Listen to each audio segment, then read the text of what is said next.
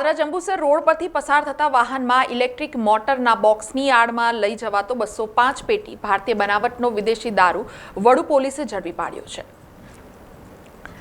વડુ police સ્ટેશનના સ્ટાફે વિદેશી દારૂની બાતમીના આધારે પાદરા જંબુસર હાઈવે પર મોડી રાત્રે ચેકિંગ હાથ ધર્યું હતું, જેમાં સિલ્ચર કંપની પાસેથી પસાર થતી અશોક લેલનમાંથી ભારતીય બનાવટના વિદેશી દારૂની 205 પેટી મળી હતી। વડુ પોલીસની આ કામગીરીના પગલે પાદરા તાલુકા અને વડોદરા જિલ્લાના બુટલેગરોમાં ભારે ફફડાટ વ્યાપી ગયો છે।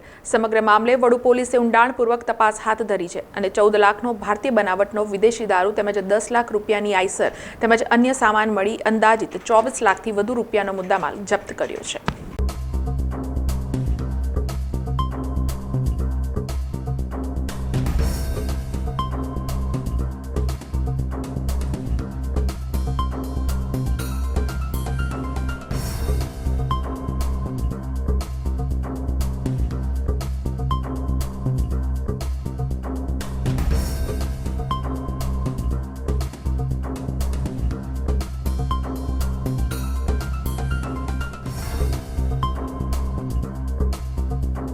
સમાચારોના સતત અપડેટ માટે TNN ન્યૂઝને YouTube પર સબસ્ક્રાઇબ કરી બેલ આઇકોન પ્રેસ કરો અને અમારી સાથે જોડાયેલા રહો Facebook, Instagram અને Twitter ઉપર।